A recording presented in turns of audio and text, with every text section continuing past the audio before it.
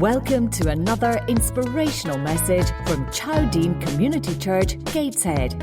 For more information about Chowdean, visit www.chowdean.org.uk. We hope you enjoy the podcast.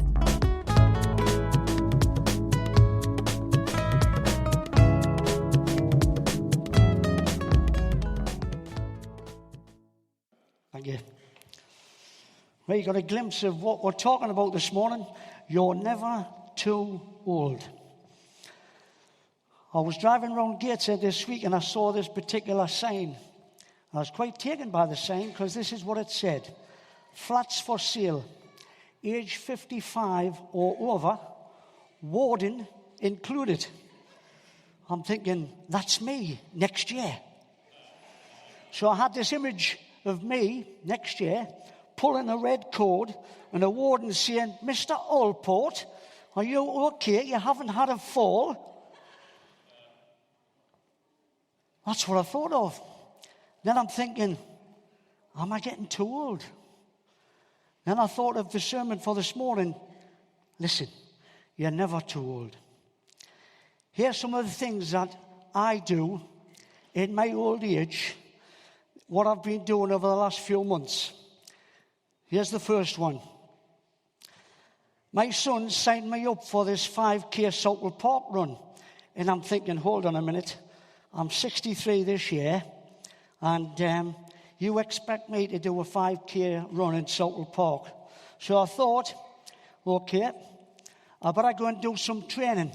So that's me training in Southwell Park. As you can see, I look a bit flabby. I look a bit short and stocky. But that was one of the things I did. Let's have a look at the next slide. Most of you know that I work with young carers. I work with young kids who look after parents, look after brothers and sisters. And one of the things they asked me to do a few months ago was, can you go to Bladenburn, Brockwell Woods? Okay, right, what am I doing? Well, you're going to be working with young carers and we're going to be doing some survival techniques. And I'm thinking, okay, right. So when we went on the day, it was absolutely pouring down. The wind was blowing a gale. And we were due to get picked up at 9:15 at Gateshead Interchange. We actually stood there for an hour until someone did turn up finally to take us to this place, Brockwell Woods. When we get there, we're plunging through fields of mud, pools of water. The wind's still blowing a gale, and I'm thinking, I'm supposed to be doing this at my age. And the kids who I'm with, they're enjoying it. They're having fun. And I'd said to the two guys who were taking us on this survival course, what are we meant to be doing? So, well, we're going to teach you some survival techniques when you're there. And I'm thinking, no thanks. Anyway, we had to get involved in searching for stuff that would keep us dry. And they said, you need to get out there and you've got to build your own tent out of the materials that are out there. And I'm thinking, really, on a day like this, can I not just go somewhere where it's warm and it's nice and peaceful and it's nice and quiet? No, this is what you have to do. We're teaching you all these techniques. And you know how Bear Grylls takes people into various situations and they've got to survive for themselves? Well, I felt a bit like Mixed Grills, not Bear Grylls, when I was there. But to be honest, we all got into it and we all shared in trying to solve some of the problems that we had to face when we were in there. So that was something else we did. Let's have a look at the next slide. Mr. Mulligan's Space Golf is in Newcastle. It's where the co-op used to be.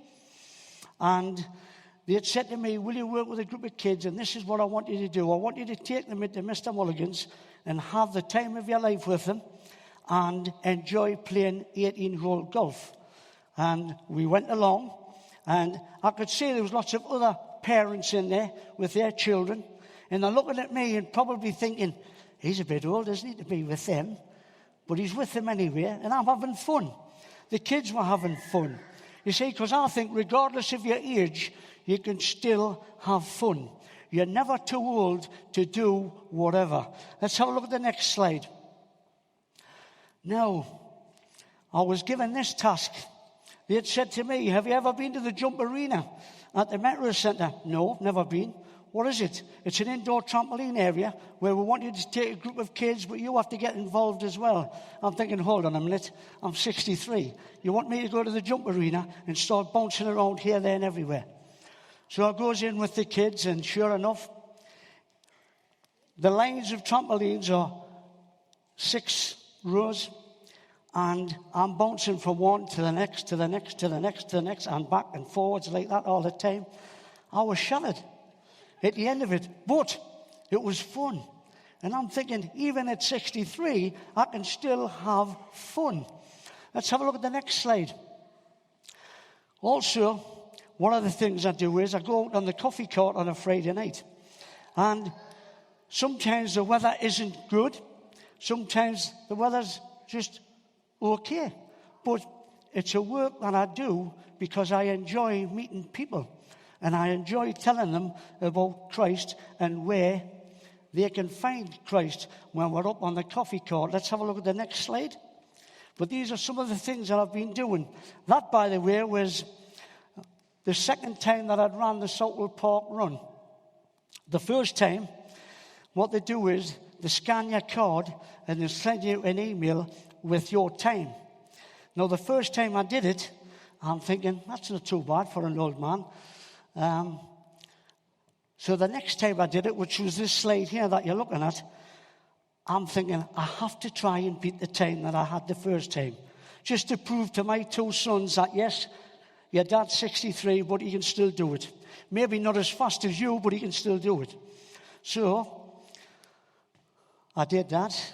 They scanned my time, and I knocked 2 minutes off the time that I did the first time. So I'm chuffed. So I want to tell the whole world that I beat my previous time. That's my best so far. So in this lesson this morning, I want us to learn about an 85-year-old man named Caleb, who made the leap from good to great. The title of the message this morning is this: How to Thrive at 85. Now, is anyone out there 85 or older? Can you put your hands up? 85 or older. Sean, you're never that age. 85 or older. See, someone said that old age is when you've got it all together. You just can't remember where it is. That's all. So let's read about Caleb, because Caleb had it all together and he knew where it was at. Joshua 14, verses 6 to 13 says this: Now the men of Judah approached Joshua at Gilgal, and Caleb, son of Jephunneh, the Kenizzite, said to him, You know what the Lord said to Moses, the man of God, at Kadesh Barnea, about you and me. I was 40 years old when Moses, the servant of the Lord, sent me from Kadesh Barnea to explore the land. And I brought him back a report according to my convictions. But my brothers who went up with me made the hearts of the people melt with fear. I, however, followed the Lord, my God, wholeheartedly. So on that day Moses swore to me, The land on which your feet have walked will be your inheritance, and that of your children forever, because you have followed the Lord, my God, wholeheartedly. Now then, just as the Lord promised, he's kept me alive for 45 years since the time he said this to Moses, while Israel moved about in the desert. So here I am today, 85 years old. I'm still as strong today as the day Moses sent me out. I'm just as vigorous to go out into battle as now as I was then. Now give me this hill country that the Lord promised me that day. You yourself heard then that the Anakites, the giants, were there, and the cities were large and fortified, but the Lord, helping me, will drive them out, just as he said. Then Joshua blessed Caleb, son of Jephunneh, and gave him Hebron as his inheritance. Now this story was Caleb's example of persistence. See, Caleb had been promised a piece of property 45 years earlier. Since that promise, he spent 45 years wandering in the wilderness with a bunch of dissatisfied, unfaithful, whining people. You ever met people like that? Oh, yeah, I meet them every day. Dissatisfied, unfaithful, whining people. Then, under Joshua's leadership, Caleb spent the 5 years fighting as a soldier against the Canaanite kingdoms. Even after 45 years, he still held on to God's promise. He said, I remember God's promise to me. Now give me this hill country. He never let go of that promise. That's what the Bible calls persistence. Persistence. When God gives you a promise, you should never release it. We should apply that to our lives today.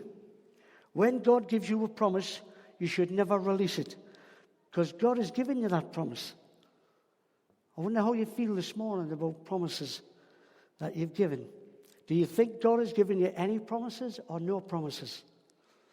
I want to tell you, He's given you hundreds and thousands of promises right here in His Word.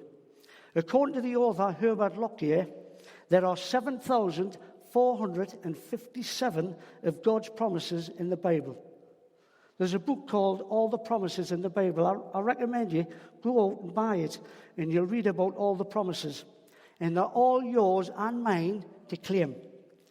But until you take hold of them, they don't do you any good whatsoever. An unclaimed promise of God is a bit like not claiming a winning raffle ticket. I'll tell you what's a lot sadder than not claiming a winning raffle ticket. It's having the precious promises of God and not taking hold of them. Not taking hold of them. But in order to claim God's promises, you have to read them. And then take hold of them. And then claim them for you. And then once you find a promise, never release it. Even if you have to wait 45 years for it to be fulfilled. God says, stay with me. Caleb teaches us to never give up on God or His promises. So one of my favorite stories was this, what I read the other day. It's about a scrawny kid from London. He attended the local high school. He wanted to become a wrestler, but they didn't have a wrestling program. But he read a book on wrestling, and he asked one of the assistant football coaches at the school, could he teach him how to wrestle properly? And he took him on board that, yeah, I'll teach you. I'll show you the moves. I'll show you how to go on.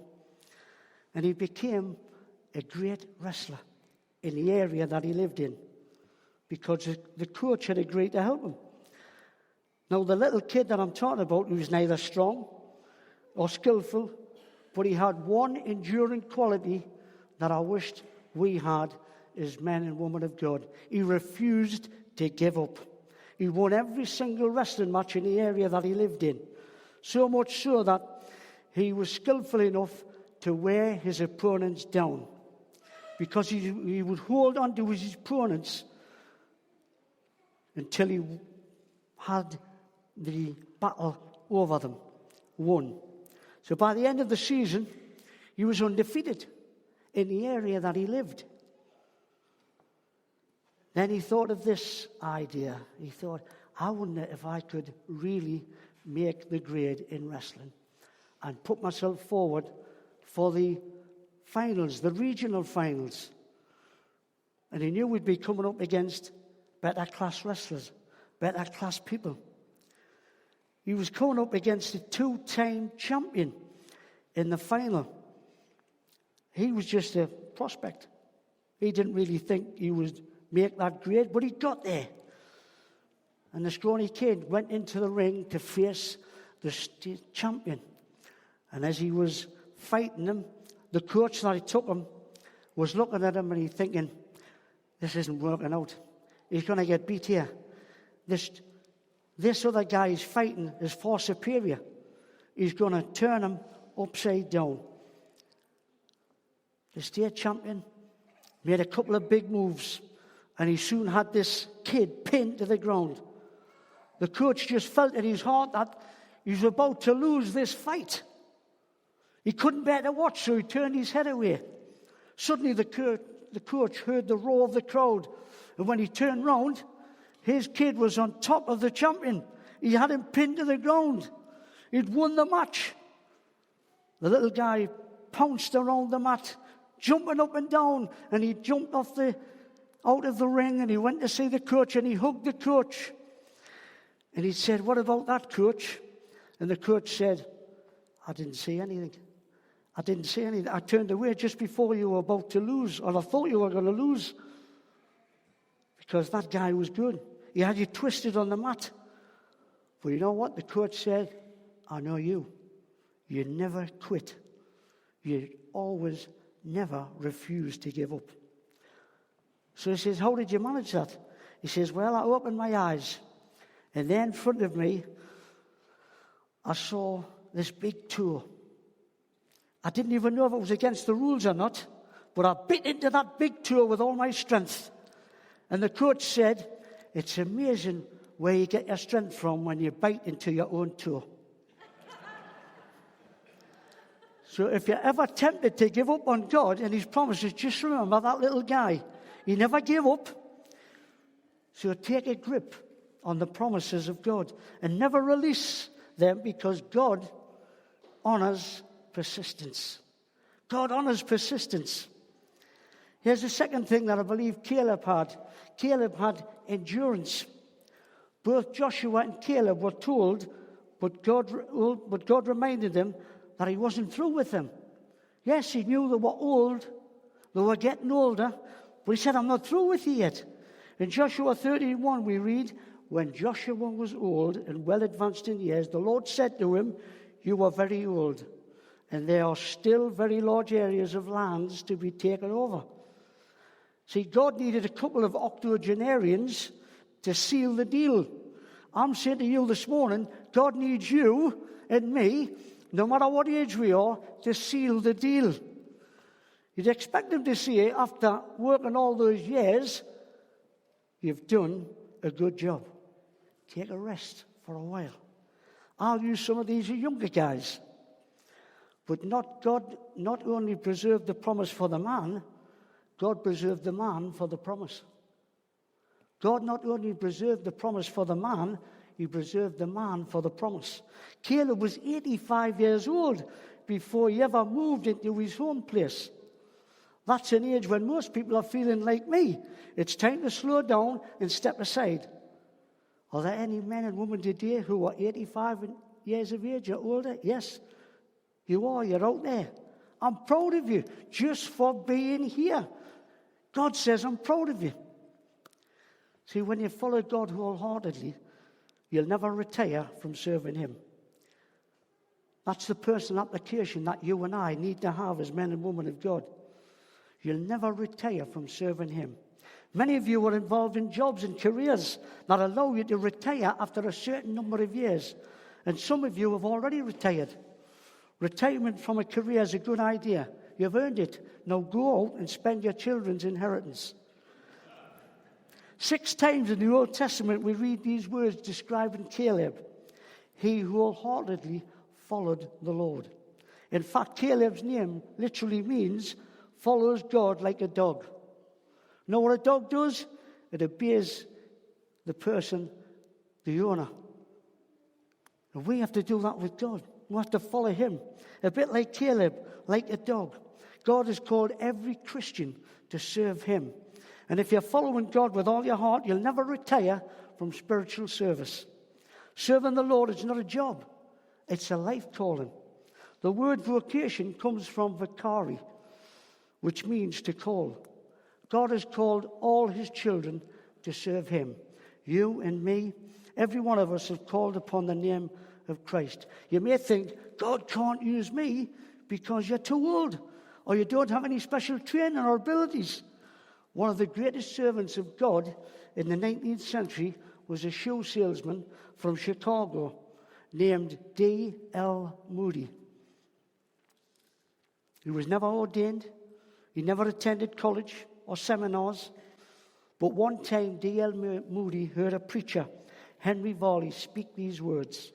The world has yet to see what God can do in and with and through and for a man wholly committed to him.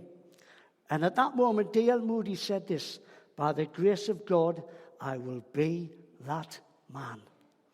D.L. Moody shook 2 continents for Christ, including England. He was so uneducated that he literally murdered the King's English. On one occasion in London, D.L. Moody was preaching to a crowd of very educated and sophisticated Englishmen. The next sentence reveals how poorly he spoke. This is what he said: "Don't ever think that God don't love you, for he do. Don't think that God don't love you, for he do." As bad as his grammar was, God used it to bring thousands of people to Christ. He had the one ability God always honors: availability. Availability. God isn't through with you, whatever your age. There are plenty of jobs right around here for you to tackle and share the gospel. That's what it's all about, sharing the gospel. Remember, the Christian life, it's not a marathon. It's a marathon, it's not a sprint. So keep on serving, keep on praying, keep on being available to God. Now that I've reached 63, I realize I'll never retire from serving God. One day in the distant future, there might be some guy come in who's got dark hair like I used to have, will absolutely never stop preaching the gospel. I won't, as long as I've got breath in my body. May God give you and me the kind of endurance that Caleb had at the age of 85. I want that experience that Caleb had. We want that as individuals. We want that as a church. No matter how old you are, never give up. See, Caleb's example, I believe, was an example of courage. That's the third lesson we can learn from Caleb. He'd been a brave soldier at age 40. And we see how he was just as courageous when he was 85. He was still ready to go out into battle. Yes, it's a battlefield out there, but it's a one that, because we have Christ in our lives, we can get through because we're on the victory side. Amen? Amen. Courage is not the absence of fear. Courage is the ability to face your fears and to keep on moving forward. Every soldier who stormed onto the beaches of Normandy on D-Day was terrified. They weren't fearless, but they were courageous. When you're afraid, courage keeps you moving forward. I found a good definition of courage recently. Courage is being the only one who knows how afraid you are. Courage is being the only one who knows how afraid you are. When you fight in God's strength, you'll never retreat from the enemy. You'll never retreat from the enemy. So the personal application for you and me is, when you fight in God's strength, you'll never retreat. Caleb was still ready to go charging into battle when he was 85 years old. When you follow the Lord with your whole heart, you'll never back up. You'll never shut up. You'll never give up until you're caught up in heaven. That's a fact. I want to ask the band if they'll come up just while we're coming to the end. Ephesians 6, verses 10 and 11 says this: "Be strong in the Lord and in his mighty power." We've got a mighty God. Why don't we just call on him when we need to? I'm encouraging you this morning to call on God when you feel weak, when you feel weary, when you feel out of sorts with life. Life can do that to you as individuals and me. And all we have to do is be strong in the Lord and in his mighty power. Put on the full armor of God so that you can take your stand against the devil's schemes. In your own strength, we're helpless. We're helpless as a newborn kitten. But when you depend on God's strength, you have all the power of the Lion of Judah. You must claim this promise: I can do everything through him who gives me strength. That's the secret. I can do everything through him who gives me strength. Get on board. Get on board. Why? Because you're never, never too old. Bless you.